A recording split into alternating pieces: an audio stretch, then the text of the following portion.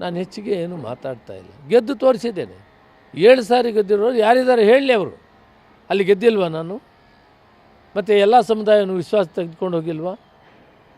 ಇಷ್ಟೆಲ್ಲ ಇರೋವಾಗ ನಾನು ಇಷ್ಟೇ ಮನವಿ ಮಾಡ್ತೀನಿ, ಅವರು ಆ ಎಕ್ಸ್ಟ್ರೀಮ್ ಸ್ಟೆಪ್ ಹೋಗೋದು ಸೂಕ್ತವಲ್ಲ.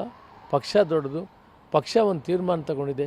ಆ ತೀರ್ಮಾನಕ್ಕೆ ನಾವೆಲ್ಲ ಬದ್ಧವಾಗಿದ್ದು ಚಿಕ್ಕಬಳ್ಳಾಪುರ ಮತ್ತು ಕೋಲಾರನ ಗೆಲ್ಸ್ಕೊಬರೋಣ ಅಂತೇಳಿ ಅವ್ರಿಗೂ ನಾನು ಮನವಿ ಮಾಡ್ತೀನಿ ಮತ್ತು ಹೈಕಮಾಂಡ್ ಕೂಡ ತಿಳಿಸ್ತೇನೆ. ಇವರು ರಾಜೀನಾಮೆಗೆ ಮುಂದಾಗುವಂಥ ಹಂತದವರೆಗೆ ಹೋಗಿರೋದ್ರಿಂದ ಅದರ ವಿರೋಧದ ಮಧ್ಯೆ ಕೂಡ ನೀವು ನಿಮ್ಮ ಅಳಿಯನಿಗೆ ಟಿಕೆಟ್ ಪಡೆದುಕೊಂಡು ಗೆಲ್ಲಿಸುವಂಥ ವಿಶ್ವಾಸ ಇದೆಯಾ ನಿಮಗೆ ಅಂತ ಹೇಳಿದ್ದೀನಿ.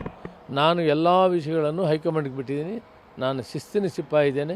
ನಾನು ಹೈಕಮಾಂಡ್ ತೀರ್ಮಾನಕ್ಕೆ ಬಿಟ್ಟಿದ್ದೇನೆ. ಈಗ ನಿಮ್ಮ ಅಳಿಯನಿಗೆ ಟಿಕೆಟ್ ಸಿಗದೇ ಇದ್ದರೆ ಏನು ಮಾಡ್ತೀರಿ ಸರ್? ಈಗ ಇಂದ ಪ್ರಬಲವಾದಂಥ ವಿರೋಧ ಇದೆ. ಈಗ ಹಂತ ಹೈಕಮಾಂಡ್ಗೆ ಬಿಟ್ಟಿದ್ದೀನಿ, ಅವರು ತೀರ್ಮಾನ ಮಾಡಿ.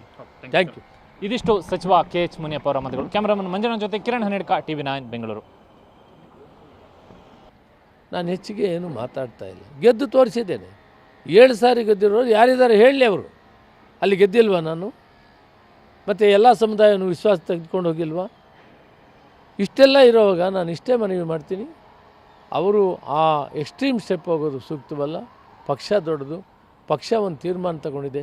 ಆ ತೀರ್ಮಾನಕ್ಕೆ ನಾವೆಲ್ಲ ಬದ್ಧವಾಗಿದ್ದು ಚಿಕ್ಕಬಳ್ಳಾಪುರ ಮತ್ತು ಕೋಲಾರನ ಗೆಲ್ಸ್ಕೊಬರೋಣ ಅಂತೇಳಿ ಅವ್ರಿಗೂ ನಾನು ಮನವಿ ಮಾಡ್ತೀನಿ ಮತ್ತು ಹೈಕಮಾಂಡ್ ಕೂಡ ತಿಳಿಸ್ತೇನೆ. ಇವರು ರಾಜೀನಾಮೆಗೆ ಮುಂದಾಗುವಂಥ ಹಂತದವರೆಗೆ ಹೋಗಿರೋದ್ರಿಂದ ಅದರ ವಿರೋಧದ ಮಧ್ಯೆ ಕೂಡ ನೀವು ನಿಮ್ಮ ಅಳಿಯನಿಗೆ ಟಿಕೆಟ್ ಪಡೆದುಕೊಂಡು ಗೆಲ್ಲಿಸುವಂಥ ವಿಶ್ವಾಸ ಇದೆಯಾ ನಿಮಗೆ ಅಂತ ಹೇಳಿದ್ದೀನಿ.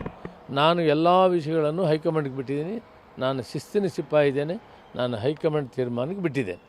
ಈಗ ನಿಮ್ಮ ಅಳಿಯನಿಗೆ ಟಿಕೆಟ್ ಸಿಗದೇ ಇದ್ದರೆ ಏನು ಮಾಡ್ತೀರಿ ಸರ್? ಈಗ ಇಂದ ಪ್ರಬಲವಾದಂಥ ವಿರೋಧ ಇದೆ.